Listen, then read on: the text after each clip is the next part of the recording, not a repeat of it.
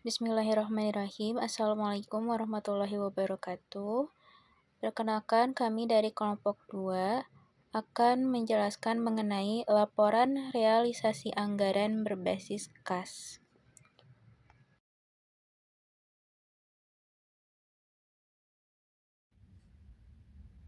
Yang pertama ada tujuan.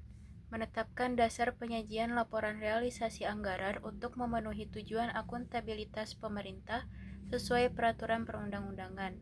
Juga memberikan informasi perbandingan antara anggaran dan realisasi guna menunjukkan tingkat ketercapaian target yang telah disepakati antara legislatif dan eksekutif. Selanjutnya ada ruang lingkup. PSAP 02 diterapkan pada penyusunan LRA berbasis kas oleh pemerintah pusat dan pemerintah daerah. Nah, standar ini itu berlaku untuk semua entitas pemerintahan yang menggunakan basis kas dalam pelaporan realisasi anggaran baik di tingkat pusat maupun daerah. Selanjutnya ada manfaat informasi realisasi anggaran, yaitu informasi dalam LRA berguna untuk mengevaluasi kinerja pemerintah, mengukur efisiensi dan efektivitas penggunaan anggaran, memprediksi sumber daya ekonomi di masa depan, menilai apakah pelaksanaan anggaran itu efisien, efektif, dan hemat, juga sesuai anggaran dan sesuai peraturan. Nah, jadi LRA ini itu tidak hanya digunakan untuk melihat jumlah uang yang keluar dan masuk, tapi juga untuk menilai kualitas pengelolaan keuangan dan kepatuhan terhadap kebijakan anggaran. Selanjutnya ada struktur laporan realisasi anggaran. LRA ini menyajikan informasi pendapatan belanja, transfer, surplus atau defisit, dan pembiayaan, yang dimana masing-masing ini itu diperbandingkan dengan anggarannya yang dalam satu periode. Lalu selanjutnya ada periode pelaporan. LRA disajikan sekurang-kurangnya sekali dalam setahun. Jadi pelaporan tahunan ini penting agar pemerintah dapat menilai pelaksanaan anggaran dan menyusun perencanaan untuk periode berikutnya. Selanjutnya ada tepat waktu. Manfaat suatu LRA berkurang jika laporan tersebut tidak tersedia tepat pada waktunya. Suatu entitas pelaporan menyajikan LRA selambat-lambatnya 6 bulan setelah berakhirnya tahun anggaran. Jika laporan ini disusun terlambat, maka data yang dihasilkan bisa kehilangan daya guna karena kondisi keuangan pemerintah bisa berubah. Maka dari itu, ketepatan waktu itu sangat penting agar informasi keuangan dapat digunakan segera untuk perencanaan, pengawasan, dan evaluasi. Selanjutnya ada isi laporan realisasi anggaran. LRA sekurang-kurangnya mencakup pos-pos sebagai berikut, yaitu ada pendapatan LRA, belanja, transfer, surplus atau defisit LRA, penerimaan pembiayaan, pengeluaran pembiayaan, pembiayaan neto, dan sisa lebih atau kurang pembiayaan anggaran. Pada laporan ini tidak hanya menunjukkan angka realisasi, tetapi juga menjelaskan penyebab perbedaan antara rencana dan kenyataan agar transparansi terjaga. Lalu selanjutnya ada informasi yang disajikan dalam laporan realisasi anggaran atau dalam catatan atas laporan keuangan. Informasi tambahan ini dapat disajikan dalam LRA dan CALK berisi penjelasan mengenai jenis pendapatan, belanja, transfer, dan pembiayaan. Nah, CALK ini membantu pengguna laporan memahami rincian dari setiap komponen dalam LRA dengan lebih jelasnya. Baik teman-teman, kemudian di sini ada akuntansi anggaran, merupakan teknik pertanggungjawaban dan pengendalian manajemen yang digunakan untuk membantu pengelolaan pendapatan, transfer, belanja, bahkan pembiayaan. Untuk akuntansi anggaran ini diselenggarakan pada saat anggaran tersebut disahkan dan dialokasikan. Kemudian ada akuntansi pendapatan. Nah, untuk akuntansi pendapatan ini dilaksanakan berdasarkan asas bruto, yaitu dengan membukukan penerimaan bruto dan tidak mencatat jumlah netonya. Lalu ada akuntansi belanja. Nah, untuk belanja sendiri itu diakui pada saat adanya pengeluaran dari rekening kas umum negara maupun daerah. Tapi dalam hal badan layanan umum, belanja diakui dengan mengacu dalam perundang-undangan yang mengatur tentang badan layanan umum. Belanja juga diklasifikasikan menurut klasifikasi ekonomi, organisasi, dan fungsi. Kemudian ada akuntansi surplus atau defisit. Nah, untuk surplus sendiri merupakan selisih lebih antara pendapatan dan belanja dalam satu periode pelaporan. Sedangkan defisit merupakan selisih kurang antara pendapatan dan belanja dalam satu periode peraturan. Sedangkan defisit merupakan selisih kurang antara pendapatan dan belanja selama satu periode pelaporan. Untuk selisih lebih atau kurang antara pendapatan dan belanja tersebut dalam satu periode pelaporan dicatat dalam pos surplus atau defisit. Ada juga akuntansi pembiayaan. Nah, untuk pembiayaan sendiri itu merupakan seluruh transaksi keuangan pemerintah, baik penerimaan maupun pengeluaran, baik yang dikeluarkan maupun yang akan diterima kembali, yang dalam penganggarannya dimaksudkan untuk menutup defisit dan memanfaatkan surplus anggaran. Akuntansi pengeluaran pembiayaan, di mana pengeluaran dan pembiayaan di sini adalah semua pengeluaran rekening kas umum negara atau daerah yang pengakuannya dilakukan ketika dana benar-benar keluar dari kas pemerintah, bukan pada saat komitmen atau perjanjian dilakukan. Di mana dengan kata lain pengakuan ini terjadi atas dasar asas kas, yaitu ketika transaksi telah menimbulkan arus kas keluar yang nyata. Lalu di sini juga ada beberapa pengeluaran pembiayaan, yaitu meliputi antara lain pemberian pinjaman kepada pihak ketiga, misalnya dilakukan untuk meminjamkan kepada badan usaha milik negara atau daerah atau bahkan lembaga-lembaga lainnya. Lalu yang kedua ada penyertaan modal. Penyertaan modal pemerintah di sini berarti investasi pemerintah kepada badan usaha atau proyek tertentu. Lalu ada yang ketiga juga, yaitu pembayaran kembali pokok pinjaman, di mana pembayaran pokok pinjaman ini yaitu pelunasan utang pemerintah kepada pihak lain. Lalu yang terakhir ada pembentukan dana cadangan. Pembentukan dana cadangan ini dilakukan dengan tujuan untuk menyediakan sumber daya keuangan yang akan digunakan pada masa mendatang, guna membiayai kegiatan atau kebutuhan tertentu yang telah direncanakan, seperti pembangunan infrastruktur besar, pelunasan kewajiban, atau bahkan untuk menghadapi kondisi darurat fiskal, di mana proses pembentukan ini akan menambah saldo dana cadangan yang bersangkutan dengan laporan keuangan pemerintah daerah. Lalu yang kedua ada akuntansi pembiayaan neto. Pembiayaan neto di sini merupakan hasil selisih dari pendapatan dan pengeluaran pembiayaan dalam satu periode anggaran, di mana komponen ini mencerminkan posisi akhir pembiayaan pemerintah, apakah mengalami surplus atau defisit setelah perhitungan seluruh transaksi pembiayaan. Apabila penerimaan pendapatan lebih besar, maka akan terjadi pembiayaan neto positif, yang berarti terdapat tambahan sumber dana untuk menutupi defisit anggaran atau meningkatkan saldo anggaran lebih.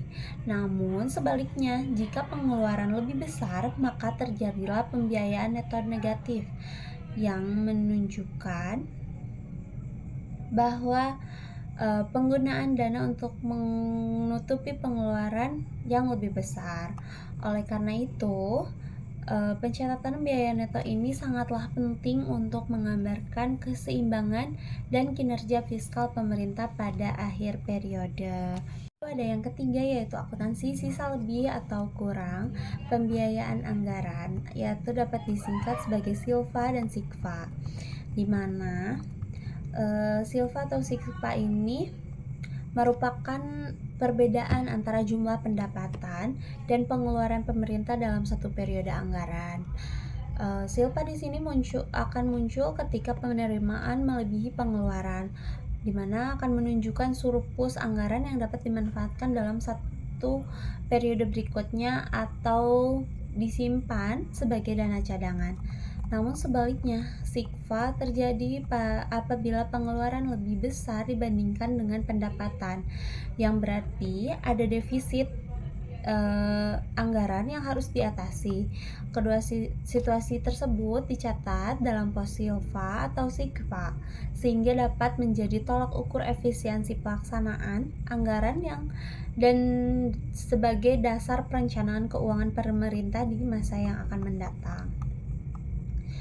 Lalu sisa lebih atau kurang dari pembiayaan anggaran pada akhir periode pelaporan kemudian akan dialihkan ke laporan perubahan saldo anggaran lebih atau LSAL untuk menunjukkan pergeseran saldo anggaran lebih dari satu periode ke periode selanjutnya. Silpa ini akan menambah saldo anggaran lebih yang dapat digunakan pada periode berikutnya, sedangkan Sikpa akan menunjukkan pemakaian dana untuk menutupi kekurangan anggaran sebelumnya. Pemindahan ini juga akan menghasilkan atau mencerminkan hasil akhir pengelolaan anggaran guna mendukung transparansi dan akuntabilitas serta menjadi landasan bagi perencana dan pengelola keuangan pemerintah yang berkelanjutan. Selanjutnya ada transaksi dalam mata uang asing, di mana setiap transaksi yang melibatkan mata uang asing seperti penerimaan, pengeluaran maupun transfer itu wajib dicatat dalam laporan keuangan pemerintah atau entitas dalam mata uang rupiah. Hal ini bertujuan agar laporan keuangan itu konsisten, mudah dianalisis dan juga sesuai dengan standar akuntansi pemerintah. Lalu, apabila pemerintah atau entitas sudah memiliki saldo dalam mata uang asing yang sama dengan yang digunakan untuk transaksi, maka pencatatan dilakukan dengan menjabarkan nilai transaksi ke dalam rupiah, menggunakan nilai kurs tengah bank sentral pada tanggal transaksi, di mana pendekatan ini digunakan untuk memastikan bahwa nilai transaksi tercermin secara wajar sesuai dengan nilai tukar yang resmi saat terjadinya transaksi. Lalu jika dana dalam mata uang asing ini tidak tersedia dan mata uang asing ini dibeli dengan rupiah, dalam hal ini transaksi dicatat berdasarkan kurs transaksi, yaitu jumlah rupiah yang benar-benar digunakan untuk memperoleh valuta asing tersebut. Dengan kata lain, pencatatan transaksi ini mengikuti nilai rupiah yang dibayarkan untuk membeli uang asing tersebut, sehingga mencerminkan biaya real yang dikeluarkan entitas untuk transaksi tersebut. Jika dana dalam mata uang asing tidak tersedia, yang kemudian uang asing ini dibeli dengan mata uang asing lainnya, maka akan terjadilah transaksi antar dua mata uang asing, yang kemudian dicatat dengan menggunakan kurs transaksi yang menunjukkan nilai tukar antar kedua mata uang asing tersebut pada saat transaksi. Yang setelah itu, transaksi dalam mata uang asing yang diperoleh dari transaksi tersebut dijabarkan ke dalam rupiah menggunakan kurs tengah bank sentral pada saat transaksi, sehingga nilai transaksi dalam laporan keuangan tetap dalam satu mata uang dasar, yaitu rupiah. Dengan mekanisme ini, setiap transaksi dalam mata uang asing dapat dicatat secara akurat dan konsisten dalam rupiah, baik menggunakan dana yang tersedia, membeli dengan rupiah maupun melalui pertukaran uang asing lainnya. Yang kemudian pendekatan ini juga memastikan transparansi, akuntabilitas, dan kesesuaian laporan keuangan dengan standar akuntansi pemerintah. Assalamualaikum warahmatullahi wabarakatuh. Selamat pagi, siang, sore, malam, teman-teman, Bapak Ibu, dosen, dan siapapun yang menonton video ini. Saya Muhammad Nasir dengan NIM 230312009 akan menjelaskan mengenai contoh laporan realisasi anggaran yang terutama mengenai untuk pemerintah pusat. Untuk laporan realisasi anggaran pemerintah pusat tercantum pada Standar Akuntansi Pemerintahan nomor 24 tahun 2005 pada lampiran 4A.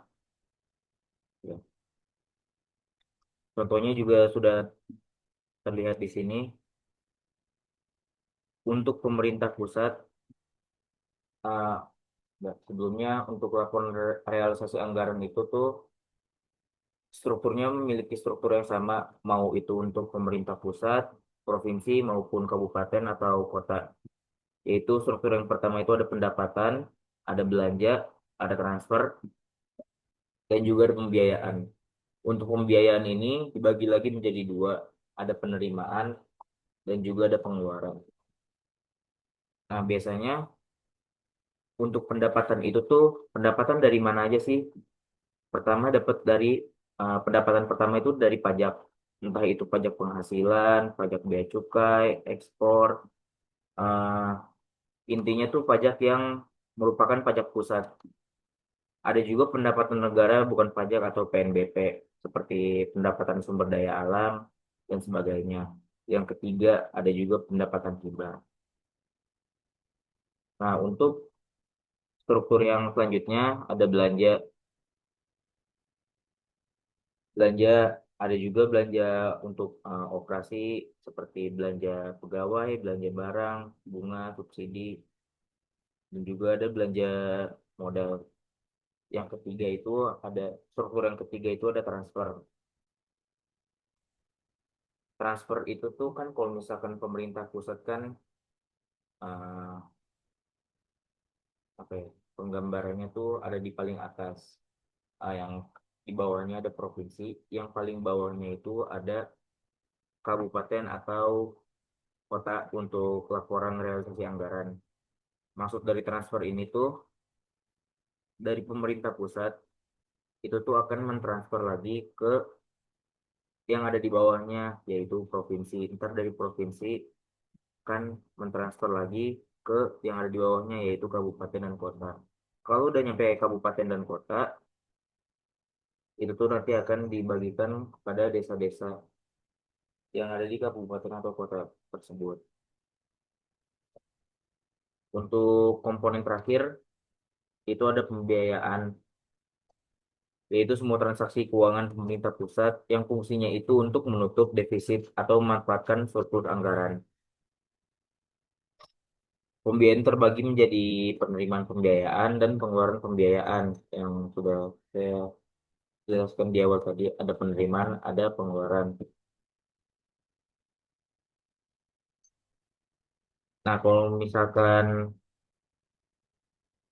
cara menghitung untuk laporan realisasi anggaran ini tuh bisa dilihat di sini. Misal untuk pendapatan perpajakan itu tuh jumlah pendapatan perpajakan dari 3 sampai dari 10. Nah, makanya di sini juga ada nomor-nomor dari 1 sampai 50, terus 1 sampai 60, kemudian ada 61 sampai 95. Itu tuh untuk mempermudah kita untuk menghitung laporan realisasi anggarannya tersebut. Misal di sini jumlah pendapatan perpajakan 3 sampai dari 10, berarti dari sini sampai sini itu tinggal ditambahkan. Lalu hasilnya akan menjadi eh, sekian pada nomor 11. Nah, contoh misal pada struktur pendapatan itu tuh kan ada tiga, ada pendapatan perpajakan, pendapatan negara bukan pajak, yang terakhir ada pendapatan hibah. Itu berarti kan ada tiga komponen. Untuk jumlah pendapatan pajak itu ada di nomor 11, pendapatan negara bukan pajak itu ada di nomor 17, dan pendapatan hibah ada di nomor 21. Dari ketiga komponen ini itu akan dijumlahkan sehingga mendapatkan hasil nanti dari nomor 22. Dan nomor 22 itu hanya untuk jumlah yang untuk struktur pendapatan saja. Dan seterusnya seperti cara menghitungnya.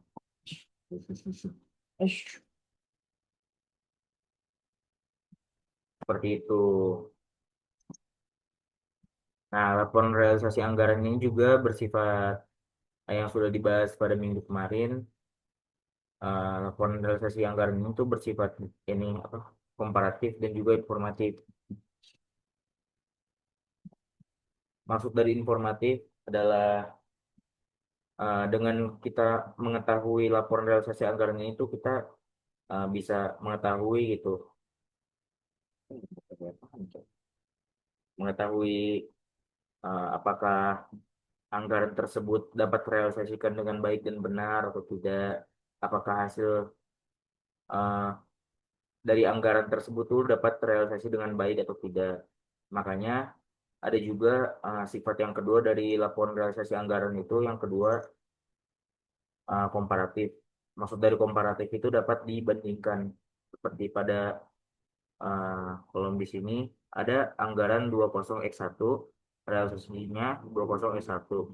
Tapi di sebelah kanannya ada realisasi 20x0, yaitu pada tahun sebelumnya. Misalkan ini tuh anggaran tahun 2021, maka yang dapat di compare atau dibandingkan yaitu pada tahun sebelumnya biasanya, yaitu tahun 2020 seperti itu. Mungkin cukup sekian penjelasan dari saya mengenai contoh laporan realisasi anggaran, terutama pada untuk pemerintah pusat. Sekian yang bisa kami sampaikan. Terima kasih. Assalamualaikum warahmatullahi wabarakatuh.